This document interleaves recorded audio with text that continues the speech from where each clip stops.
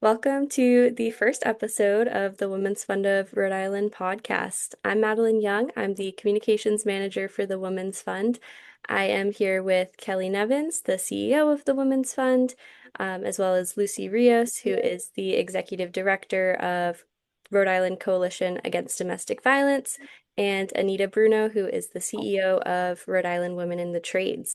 Today's topic is on workplace violence and harassment.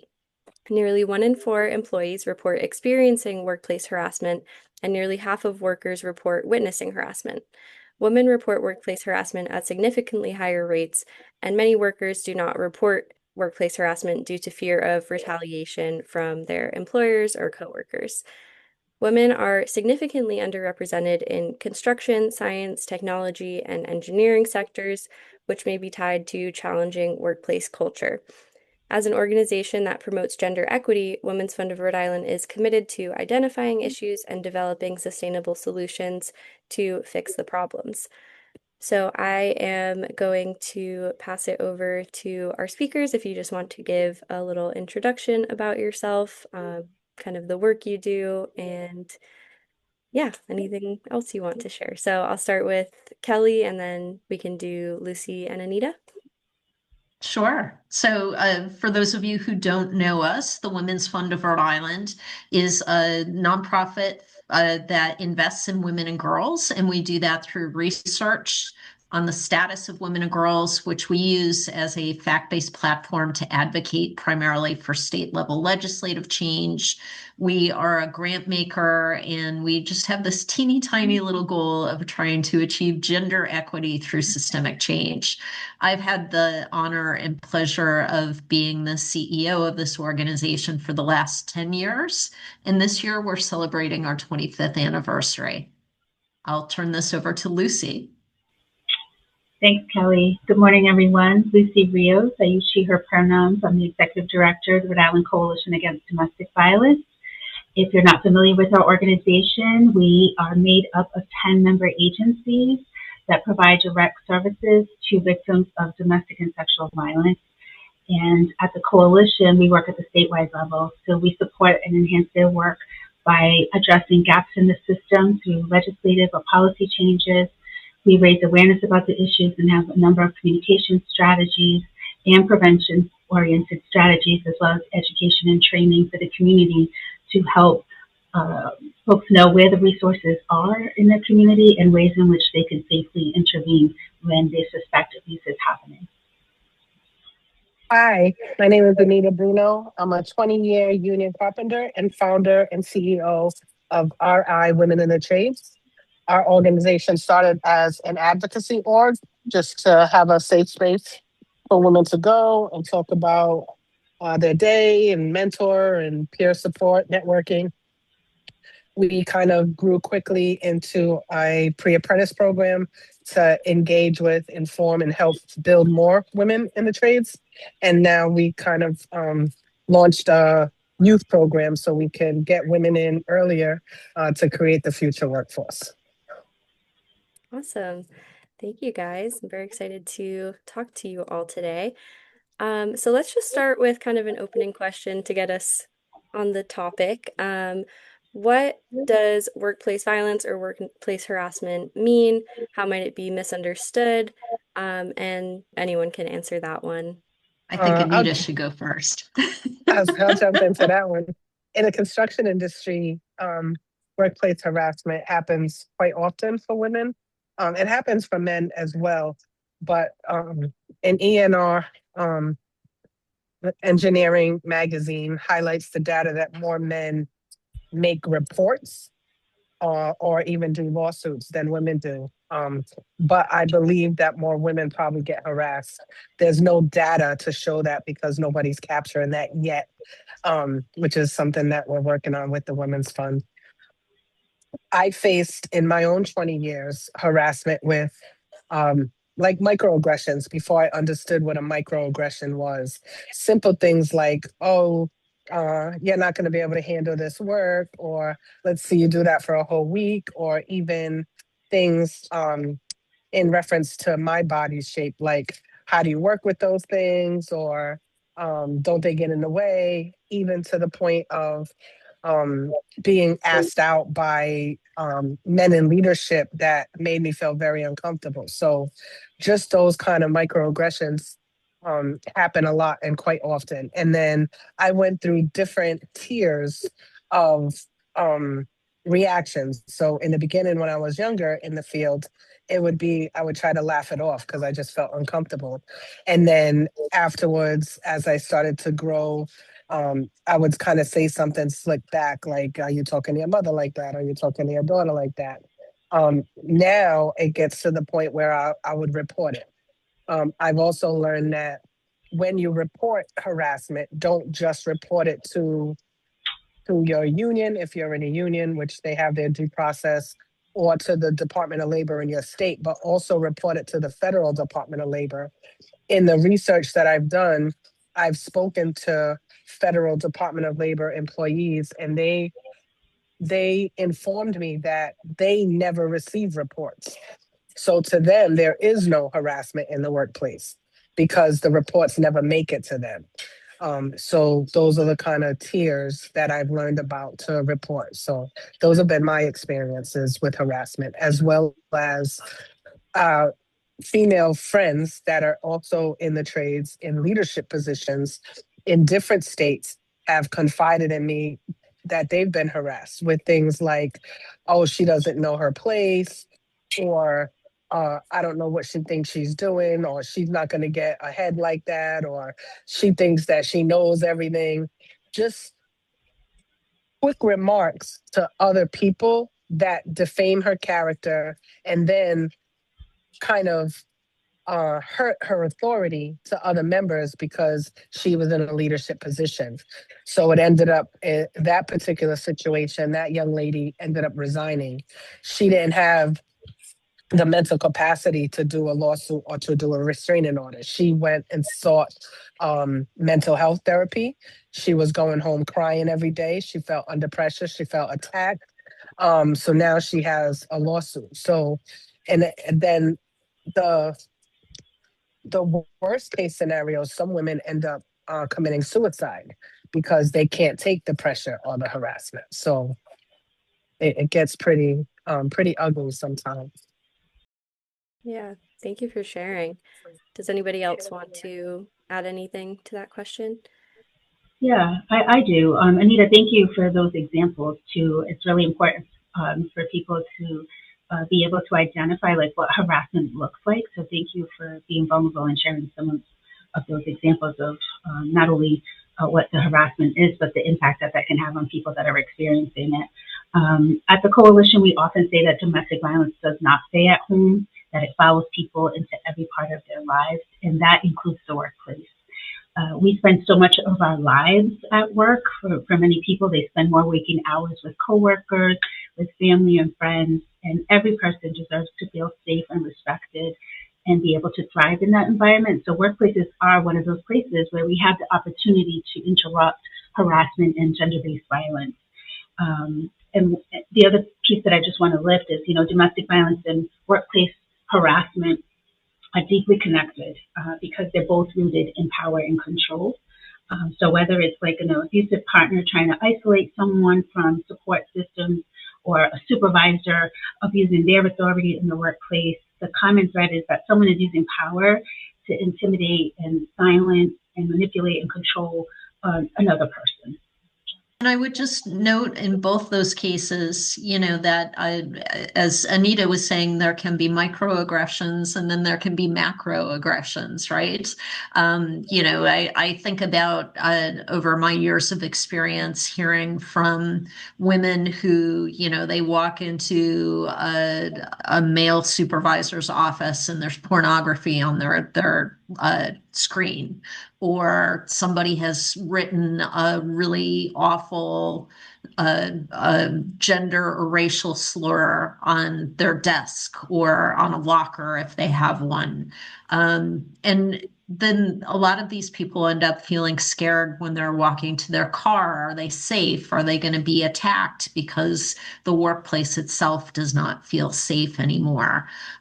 So these are just some more examples. And things that obviously we would like to see stopped. We want people to be able to feel like they can make a good salary at a good job and also not have to fear for their life, their reputation, or anything because they happen to be working in a space that they may be different than the others that they're working with. The just relating it to administrative stuff, um, as I started to learn about the difference between micro and macroaggressions, I heard examples from other women that like are in the office. So microaggressions, things as simple as the male boss putting their arm on their shoulder and like leaning over them really, really close while they're talking, stuff like that, right? Those not keeping those physical boundaries that makes women feel uncomfortable, maybe shift in their seat. They don't realize that that is a microaggression, that is a form of harassment. Then I learned that harassment isn't just anything sexual. Harassment is anything that makes you feel uncomfortable. That is harassment. So you should have a safe space to go to work, like Kelly said. Honest 8 hours, you want to go in, you want to go to work, you want to be good at your job, you want to be good at what you're doing, but you want to feel safe. And to be productive, you have to feel safe. And microaggressions can escalate. There was a young lady in Fresno, California in 2017 on Valentine's Day who was bludgeoned to death on a job. Her name was Weedy Hicks. She was a female carpenter. And she had complained about it. There's reports in HR. She went to HR. She did what she was supposed to do. She complained about it. But they condescended her like, oh, he's harmless. He doesn't mean anything by it. You should be happy he likes you. Don't worry about it. It's nothing until he didn't like that she denied his advances and he beat her to death with a pipe. So any kind of aggression on the job, whether it's a micro or macro, could lead to more. So it should be stopped. Zero tolerance should be zero tolerance. Thank you. Thank you for sharing that. Yeah, and that kind of ties in well with the question I was going to bring up to Lucy. Um, you obviously work a lot with survivors of domestic violence. Um, how do you see cases of workplace violence and domestic violence kind of overlapping and impacting the survivor together? Yeah, no, thank you for the question. I think, as I said a little earlier, like domestic violence and workplace harassment, they overlap more often than people realize because both are rooted in patterns of power, control, intimidation, and coercion.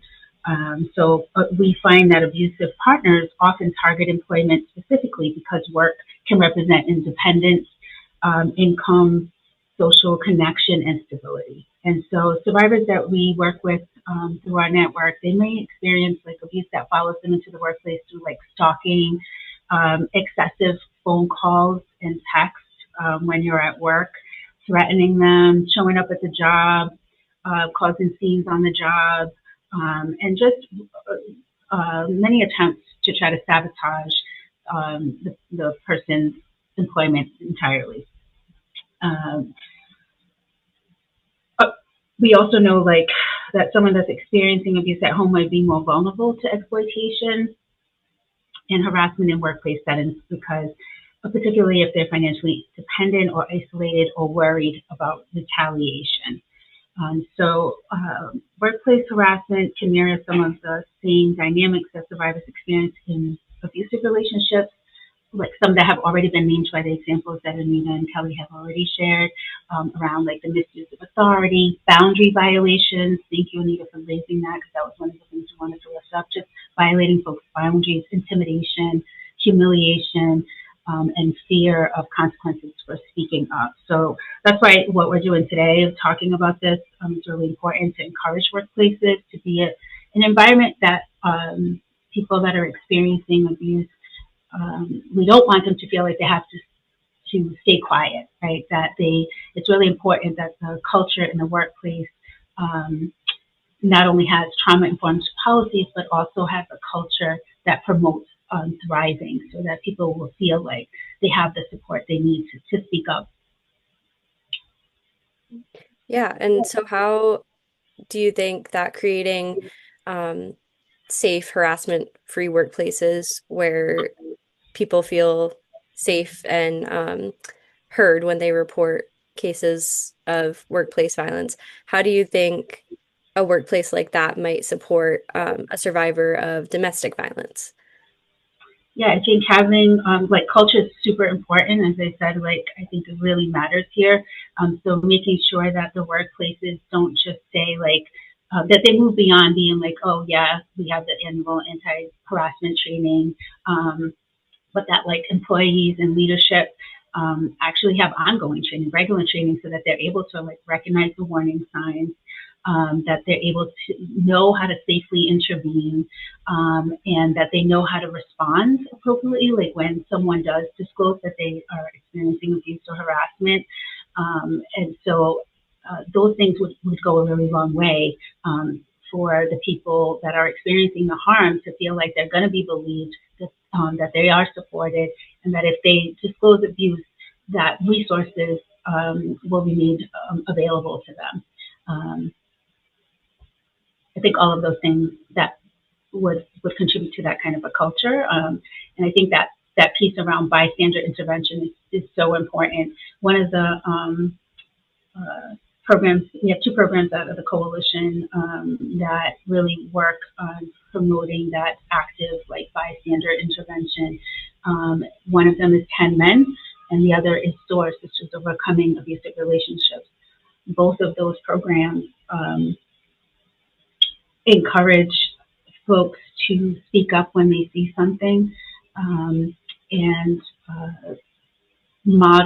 try to empower folks by modeling ways in which they can interrupt safely. So not only educating them on the dynamics of abuse, but ways in which they can interrupt, like, or just show concern for someone. Like if they think they notice something could be off, like asking simple questions like, hey, are you okay? Or, you know, how can I support you? I noticed something and I'm concerned for you. Those are some of the ways in which those programs try to promote or create a culture where violence is not tolerated, and that survivors will feel like it is safe to actually disclose what's happening to them, and that they will be supported. I'd like to jump in a little bit. So to piggyback on what Miss Lucy was saying is the other side of that. So understanding that we have federal whistleblower protections, right? And that those are real because people that have been hurt on job sites or harassed or and wronged, period, and spoke up about it were retaliated. And retaliation shows in different ways. Less work hours, no overtime, harder work, things that might not have been in their preview of work when they signed the contract to start, right? So in the construction industry, there could be work sabotage. There could be, again, no work or less overtime, or just we call it you're benched. You're on the out of work list and nobody calls you. They just skip your name. Those are real things that happen when people try to speak up. And I say people because again, men get harassed as well, right? We're highlighting women because they're more vulnerable, but men do get harassed. So having a safe space, there's been different safety trainings and programs that have been created in construction. There's an iron worker out in Chicago, Vicky O'Leary, that created Be That One Guy. There's Rise Up. There's my favorite is Safe from Hate campaign that came out of Oregon because it addresses different facets. The federal government recognized that when women are in the field, usually it's one woman with over 200 men. So they said if you hire one woman, you have to hire two. But implementation or oversight, enforcement has been lacking. And our federal government does a good job at saying this is in place because people fought for this to be in place, but they're not putting money behind it to enforce those things, right? So, okay, we have whistleblower protections, but what enforcement is there if somebody reneges on that? protection. So we were working together with the Women's Fund, with the coalition, with Rhode Island Human Rights Commission to try to create an ombudsman position, somebody that would be outside of the workforce that would have legal authority to implement consequences. Because if we say zero tolerance, it's hard to have zero tolerance when you're saying, oh, if he does it again. So that's still tolerated, right? So that's not a zero tolerance. If you're saying, oh, if he does it again, then we'll address it. No, he did it this time. If you just give him a pat on the shoulder or a pat on the back, he's going to do it again because he's going to feel he got away with it the first time. So how do we implement zero tolerance policies that if somebody steps over that policy, that it is real consequences that would affect his livelihood, his payment, his job, his career, something that will make him at least afraid enough to not do it again or to not do it in the first place? How do we have safe job sites, dignified job sites, where people can go to work with dignity and again, not have to fear? I like the 10 men, Lucy, but then what happens if they now become the target? Is it all 10 of them? So if all 10 of them, then maybe they have a chance. But if it's just one of them, then they could be in fear of that retaliation or then become the target of the harassment or the violence. So I just wanted to kind of highlight that a little bit. No, I appreciate that. Yeah, there's definitely risks with intervening, like you're saying. And the goal with 10 Men is really to try to interrupt that culture of silence and those gender norms that actually contribute to that silence, to that colluding, right? Not seeing something but not saying something or doing anything about it. And of course, yeah, it could happen that they could be the target for speaking out. It's also extremely powerful, though, right? Because to have the message of zero tolerance, of a culture that is respectful and that everyone has dignity and is safe, that is being promoted by other men, by peers, that they're promoting equity, gender equity in the workplace, is also something that hopefully normalizes this, right? That we're not asking for much. We're asking for places where people can thrive and that people have the right to be safe in their workplace, in their homes, and to have more voices saying that, yes, this is what we want, will help, I hope, change the culture around this, that allows the silence that often happens with domestic violence. And I also wanted to name, because I really appreciated that you lifted up the accountability pieces. It's really important. And thinking about, I talked about the employees and leadership needing to know how to safely interrupt harmful behavior, how to respond when someone discloses abuse, how to recognize coercion and intimidation, but also how to create accountability without retaliation.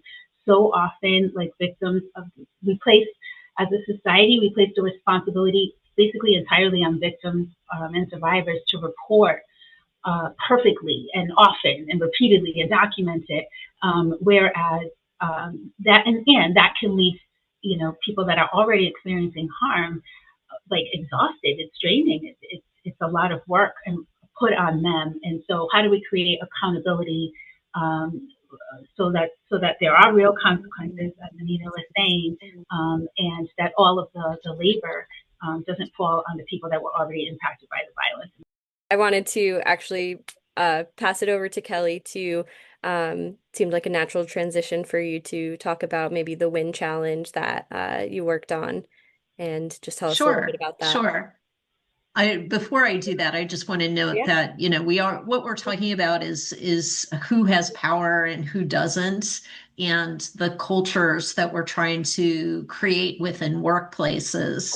Anita made a point earlier about, if you're the only or one of a few people who identify in a particular way that doesn't have power within the workplace. Let's say you're the only woman on your job site or working in IT and you're starting to experience harassment, then if we want to address those things before they become problems, we do want to try and create more diverse workplaces where there's more than just one person who represents a particular demographic. And for example, we often teach at the Women's Fund that if you have 30% or more of a particular demographic, that is a tipping point for creating more equity. So instead of just having one or two women, if you had 30% women working in your workplace, not everybody thinks the same way, but the fact that they experience their lives in a way that may be different than the majority, that can help to start creating culture that works for everybody. Yeah, so you mentioned the WIN Challenge. This was a national grant competition that unfortunately we did not win, but I think still is important to bring up in this podcast because we were partnering with Rhode Island Women in the Trades, the Coalition Against Domestic Violence, and the Commission on Human Rights to specifically address these issues of workplace violence and harassment. And to Anita's point, when you have an outside organization that can help to address and perhaps adjudicate a claim of workplace harassment where people within that workplace aren't addressing an issue, you have somebody outside who is not biased. They don't know the players. They're looking at the facts and they're looking at the data that comes their way, who can try to address the situation is really important. We also had planned to have train the trainer programs, including the kind of training that the 10 men go through. And I should note, 10 men there's more than 10 men who've gone through that training and continue to go through that training. In fact, the male ally group of the Women's Policy Institute is going to be part of the 10 men training over this summer. These types of trainings are available to workplaces. And depending on which vendor you go through, whether it's the Coalition Against Domestic Violence or other organizations, can be customized to your workplace. But the idea is give people the tools that they can then use to disrupt patterns that can lead to harassment and violence. And the more of us who know our rights, and the more of us who know how to disrupt that pattern, the less likely it is for those things to happen. And if they do happen, can be perhaps stopped before they escalate and get even worse. So even though we didn't get this WIN Challenge grants, we are still hopeful that we'll be able to partner for sure on things where it makes sense, like this podcast, but also potentially find another funder who would be willing to help us do something that would make a huge difference for Rhode Islanders. Thank you to Kelly, Lucy, and Anita for joining me for the very first episode of the Women's Fund of Rhode Island podcast. You can check out Lucy's work at RICADV.org, as well as Anita's work at RIWomeninthetrades.org. Also, be sure to visit WFRI.org to learn more about our work, including a soon-to-be-released update of our Equity in the Workplace Toolkit. Stay tuned for more episodes, and thank you for listening.